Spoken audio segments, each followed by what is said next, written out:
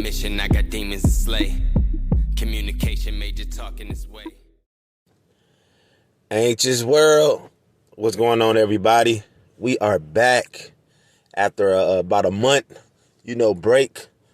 I welcome you all back to the Anxiety About Anxiety podcast.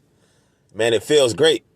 It really does feel great to be back on this mic, doing what I love to do, talking to you guys, bringing you those inspirational stories. And yeah, it's been one hell of a ride, everybody.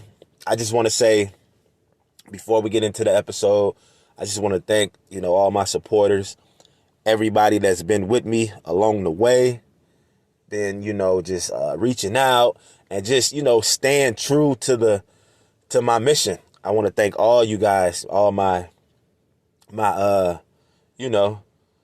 everybody that support me. That's just how I gotta say it, man.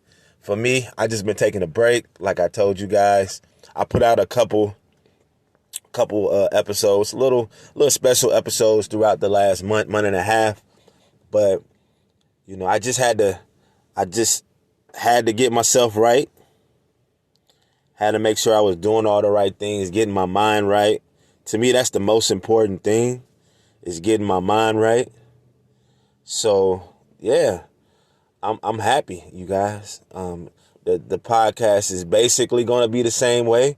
I went through a lot of different ideas. Maybe I should do it this way, change this, do this.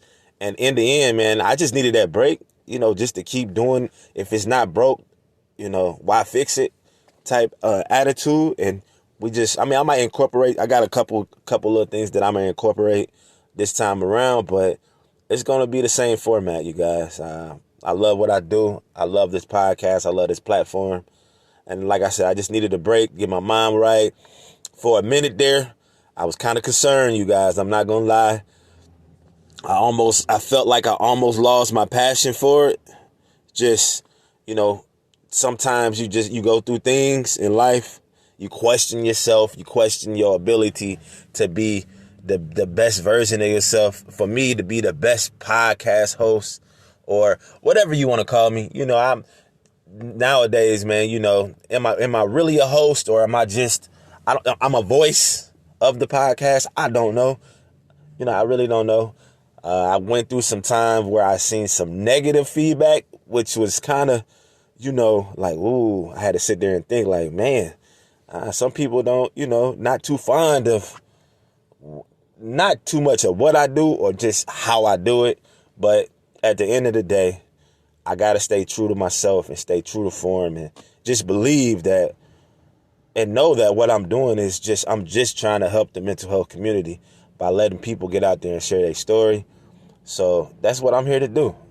And I'm going to keep doing what I got to do. If there's some people out there that don't understand it, don't understand how I do things on this platform, then so be it.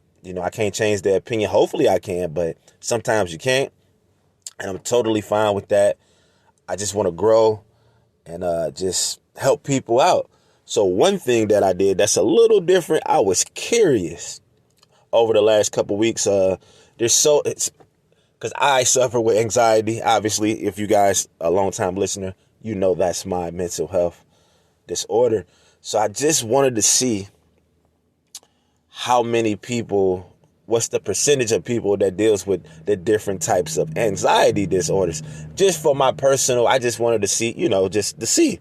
And first of all, doing my research, I found out there's a lot of different type of anxiety disorders. Some that I never really knew about, but that's why you do research, to gain that knowledge and figure out what it is. So, I'm going to do these little polls from time to time just to ask some questions and to get some feedback. So I went into one of these anxiety or mental health disorders group just to see. So, I did the big 5 that I know of, which is social anxiety, generalized anxiety, PTSD, which is, yes, it is a form of anxiety, OCD, and panic attacks.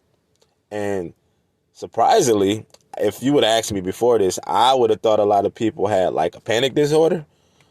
But it was the other way around. 27, and I rounded up some of these numbers, and, just rounding up, like 27% of the people who voted, which I had over a couple hundred votes, 27% suffer from social anxiety, which that was the biggest one. My son suffers from social anxiety. So I kind of see what that is. I don't, I mean, I did before, but now I can kind of talk to people, 24% suffers from generalized anxiety, which I have. That's my anxiety disorder. I'm just all over the place with it.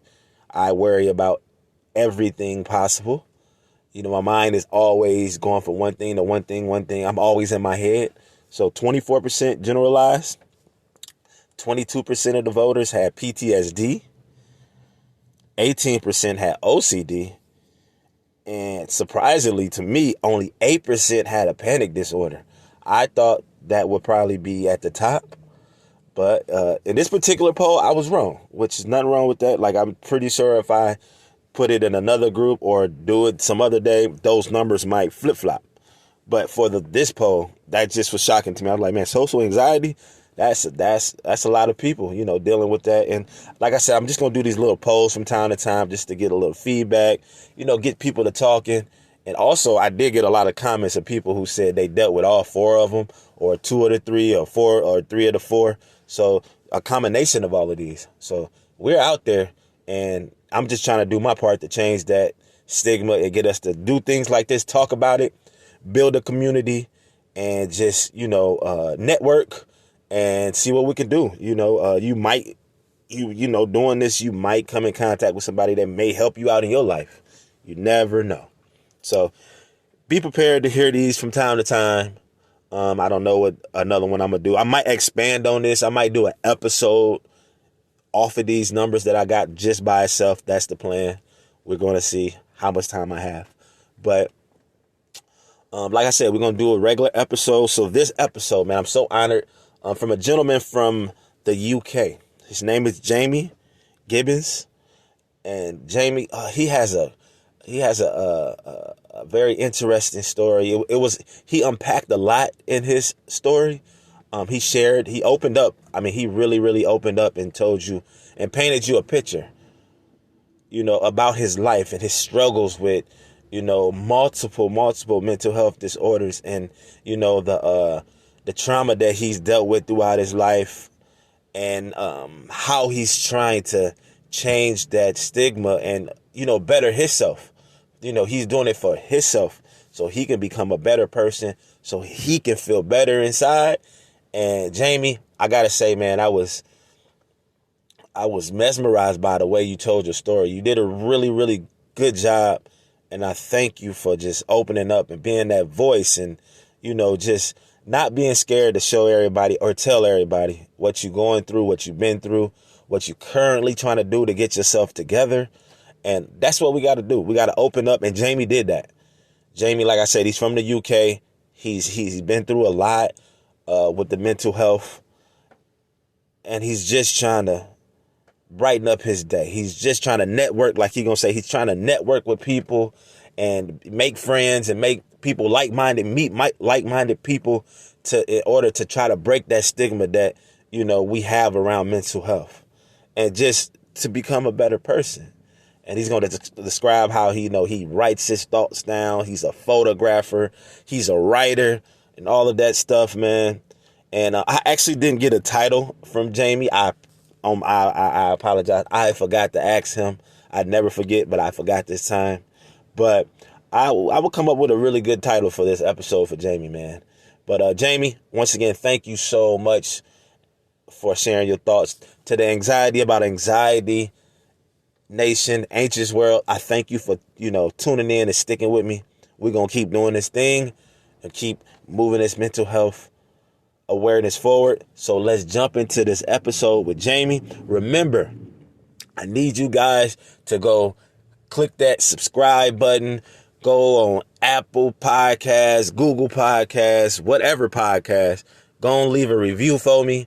Tell a friend to tell a friend. Just, follow me on social media on Instagram at Anxiety About Anxiety, and on Facebook, Anxiety About Anxiety as well. Like I said, go on, subscribe, rate, review.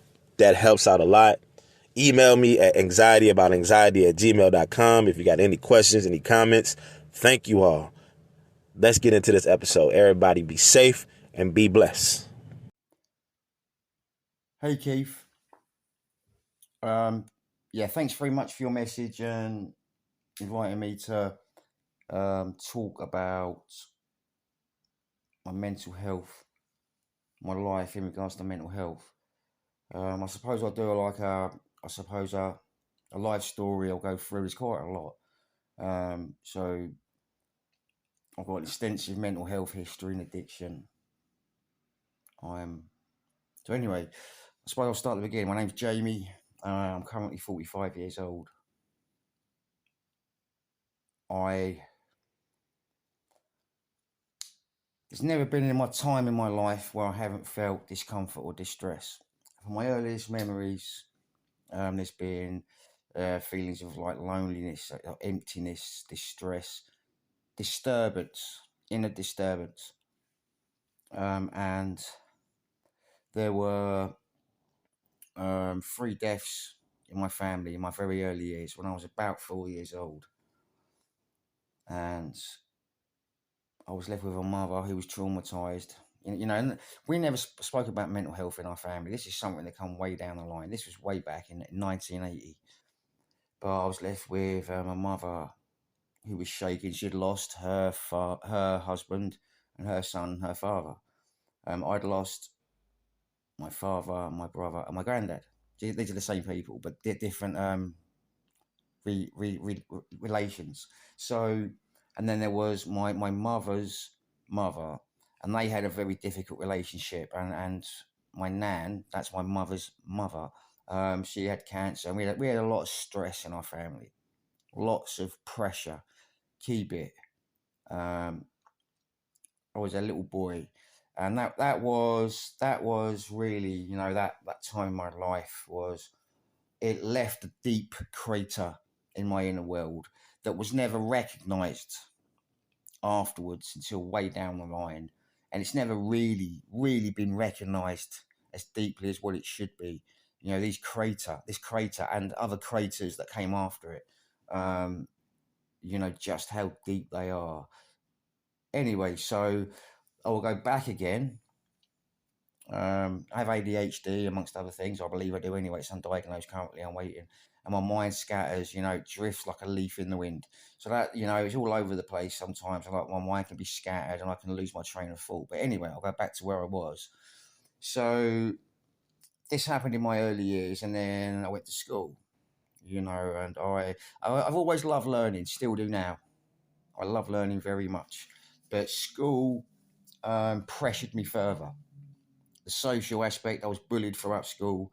I really struggled with fitting into this sort of hierarchy of power, really, that I recognise now amongst the other, I was going to say inmates. Sorry, slip of the tongue. I mean, pupils, students, inmates were to come down the line, as you may have guessed already, maybe. But yeah, pressure. Lots of pressure, and there was always pressure piled on. I know now. This is in hindsight. A lot of this I didn't know at the time. I was very young. Even my parent, even the adults around me, never knew this stuff. Let alone me, a little boy. This is all stuff I had to find out myself way down the line. So I was very sensitive, not only emotionally but physically, to sounds and to touch. And I had thick curly hair. I found it very uncomfortable. I found school uniform very uncomfortable. And I was always in a state of discomfort. A wriggledy fidgetiness was in me. And so it went on. I remember from my very early years, I had what I would call suicidal ideation that came after this. Unusualness, a bizarrity about my behaviour. I wish I could go more into that and I knew more about this, but I don't. But I believe I had a boundary issue at that age also. I was being bullied. I did bully others at times, those who are pushed under the surface. tend to try and scramble to get hold of someone else to push them down so they can come up again, metaphorically speaking. And that was what happened to me at times throughout my life. And I've had to get a grip on that and come back again. It's been difficult. But anyway, I'll come back to what I was saying. The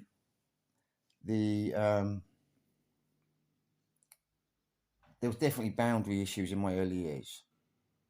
This was diagnosed down the line as antisocial personality disorder, I believe, and others borderline. They come way down the line, these diagnoses. I've got a lot of psychiatric diagnosis. But anyway, I'm trying to be as detailed as possible. I want to be descriptive as possible. So there's boundary issues in the early years. And so anyway, you know, I went through what we call here in the UK, infant school, primary school, senior school. I got into drugs in school. I started smoking tobacco first, stealing cigarettes, and then stealing alcohol from the cupboard. I never liked alcohol. It made me feel sick.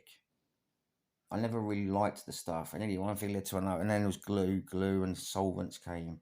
And anything that had a solvent in it, you know, butane gas, asthma inhalers. I used to buy people's asthma inhalers from school.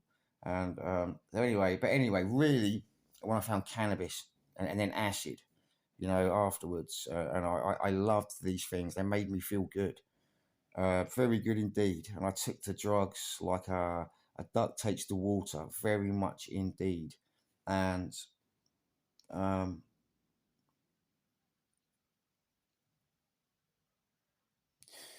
drug use aggravated the living fuck out of my problems over time. So did medicines of the doctor. I'm the sort of person, after over 3 decades of being battered with medicines, and I mean battered. Western medicine has battered the crap out of me. It has brutalized my body and my mind, some of these chemicals they give me. So drug use, over 3 decades of drug use, and I went through them all, and also medicines of the doctor has really taken its toll on me. I went through all the drugs, cannabis, acid, ecstasy, speed, heroin, eventually crack cocaine, all the doctor drugs, you know, benzos. I've been through horrendous withdrawals, delirium tremens, seizures, fits, waking nightmares, seeing insects coming at me and what have you. Terrors, absolute horrors, you know. So yeah, throughout all this, throughout my life, as the years were passing, the decades were passing, I was missing my life. I didn't really grow up properly. I can be quite childlike, I suppose, even still. Not childish. Those days are gone, I think, being childish, but childlike, and that's different. And I quite like that about myself, but I can be quite naive.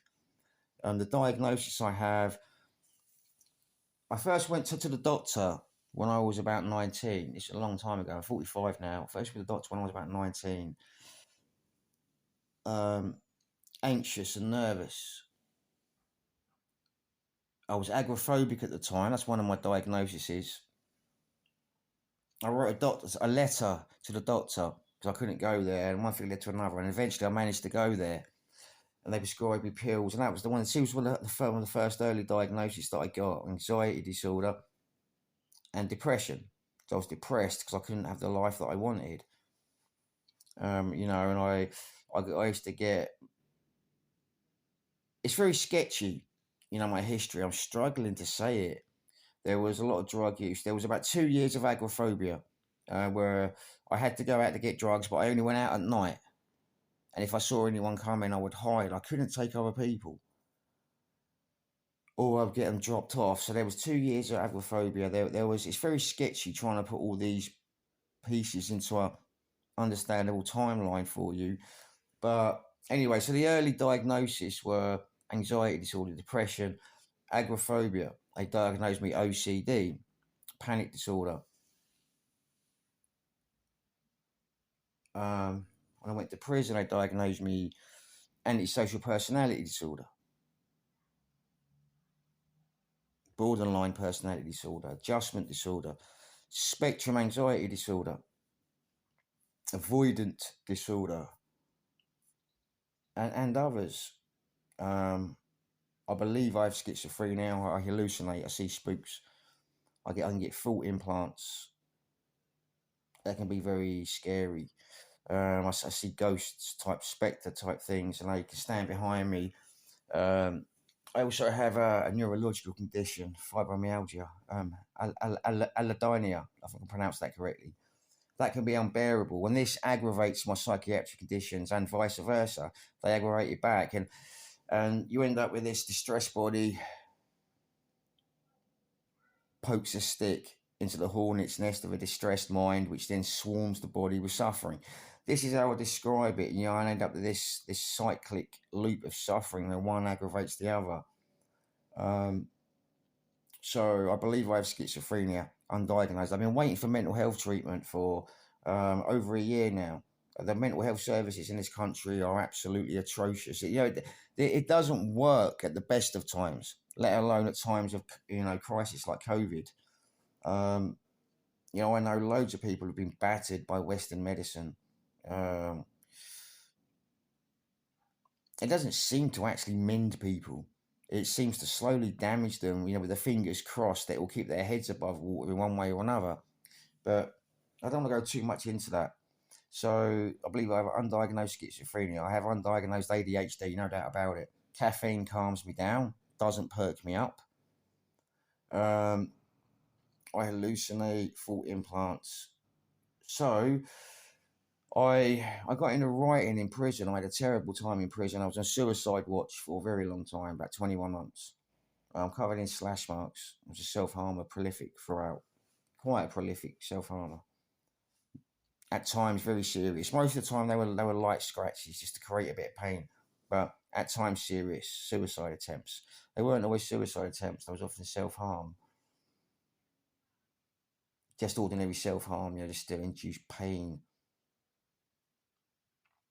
I got into writing when I was in prison. Desperation. I have to be desperate to pick up the pen. And that's when it first happened, when I was in prison. And then I left, and I've buckled ever since. That was about 10 years ago, about 8, 9, 10 years ago I left prison. And I buckled ever since. And I started writing again. So writing is a journaling, to be exact. Writing in my journal every day is a primary practice of my life. I couldn't live without it, without journaling. It keeps my head above water. I started a Facebook group, Damaged Writers Unite. That's UNITE. The Damaged Writers group has saved my life. There's been loads of great people in that group. The group seems to be helping a lot of people. But really, I created that group to save myself. And it's just worked out lovely. It's ended up helping loads of other people, as well as saving me. That I'm really, I get lots out of that group. I post a lot of my work to social media, Facebook and elsewhere. I'm a photographer. Photography is also wonderful. I love art in general. I spend a lot of my time in my practices, and it's that soothes me. It keeps my head above water. Writing gets shit off my chest. I'll say, if you're a highly pressured pressure cooker, and that's definitely what I was, you need to release steam, and that's what writing, a big part of writing what it is to me, it prevents meltdown. I'm the sort of writer who's always writing off suicide, even if I'm not suicidal. I know I'm still writing off suicide, and so I have to keep that going. Writing is a pivotal thing, art in general, but writing and photography. I like lettering, beautiful writing. I write with ink. I've got about 5 minutes left, I guess, of this, so I don't know where this is going, and I forgot a lot of what I've said. I get amnesia, ADHD amnesia. I'm smiling at the moment. But I just wanted to do this just to sort of really, I suppose my efforts of doing this recording is to get a bit more steam out of me, a bit more, steam out the pressure cooker. And I wanted to talk about the Damaged Writers group and about art and make contact with people, really. I'm always looking for allies and similars, make contact with, and that there's a lot of mending through bonding with allies and similars. So this is a reach out attempt to mingle with people and to network with people and to create allies and to generate solidarity for myself and others like me, people with mental health problems, strugglers, life strugglers. I'm a life struggler. I've always been a life struggler, probably always will be. I find life very difficult. I'm currently clean. I've been off of everything except for weed, which I smoke every day. I smoke tobacco prolifically. I understand why, after all these years, at the age of 45, why tobacco-related illnesses, and I believe, is the #1 killer for people with mental health problems. I've known loads of people over the years with mental health issues and stresses and strugglers, addicts. They smoke like chimneys, and I understand why. Tobacco is a medicine for people like us, not a pastime. Some people think smoking is a pastime and they ban it in prisons. It's an idiotic thing to have done. Tobacco, to people like me, is a medicine. And, often it's the sort of medicine that if there was the absurd choice between psychiatric medication or tobacco, then if you had to have one or the other and you couldn't have both, a lot of people like me would turn to tobacco. It has more copability factor, more keep your head above water factor, depending on what medication it is. But anyway, I know that for people like me, people with mental health problems, strugglers, tobacco is a medicine. So I smoke a lot, and I understand why tobacco-related illnesses is the #1 killer for people with mental health problems, stresses, life strugglers. I believe that fact is true. Tobacco-related illnesses are the number one killer for your mental health problems, I believe. And I understand why. I've got major health issues after a lifetime of addiction and mental health problems. My ADHD is getting worse. I hallucinate. I get spooked. For goodness sakes, it feels like my flat's haunted. I believe it is haunted. I can't work out if it's haunted or not. If it's mental illness or if it's spooks, genuine ones. I hope it's the first one. People always try and talk me out of it. Oh, they're not real. There's mental illness. Whatever. I don't know. I stick with what I know is real, and that's that I don't know. I don't know one way or the other. But either way, it seems real. It's not something people can talk me out of, like what some people think. You can't convince someone, to talk you out of the fact you're hallucinating. If that, you're being spooked. That's what I call them. I'm being spooked. So anyway, yeah, it's coming at 17 minutes and 29 seconds. So I'm just going to take a moment just to think if there's anything else I wanted to say. I told you a bit about myself, my diagnosis, my life. I've been in prison, rehabs, I've been in mental hospitals. Life, addiction, I went through the drugs. My current sort of situation, I'm on welfare. I've been on welfare a long time. I'm totally, unable to work. I wouldn't last 2 seconds in the workplace. I don't go out very much. I want to go out, but I don't go out very much. I have serious OCD, checking my door. And I worry about the future, where my mental health is going. I don't want to use drugs. Well, I smoke weed, but I mean the other drugs, the much harder stuff. I want to reduce my weed intake and I want to get off tobacco. I worry about dying, and this worry about dying is, worry about smoking killing me. Ordinary sane logic would make someone stop. With me, the worry makes me smoke more, which of course makes me worry even further that death's coming even further, even faster. So that's my current state, my current situation. So anyway, I think I'll leave it there. I'm coming up to 19 minutes. I'm going to leave it there. Thanks for giving me the opportunity to talk. Thanks for listening. If this gets chosen, people end up listening. I don't know if it's going to be chosen or not, but I just want to, just say, I'm looking to link up with people. Happy to link up with people. My name's Jamie Gibbons. Look me up on Facebook or look up Damaged Writers Unite on Facebook, UNITE. I stutter a little bit sometimes as well. I have a long history of stuttering, although I hardly stutter these days. I also have a long history of insomnia, but these days I sleep pretty good, and that's one thing I'm very pleased about. because that could be so much worse if I was suffering from insomnia. But anyway, I don't stutter nowhere near as much as what I used to. I only a tiny little bit. But anyway, so I want to, bond and link up with similars. If anybody does, please look me up. And yeah, wish everybody well. Take care. I think that's everything. Yeah, I'll see you later. And that's it. Cheers.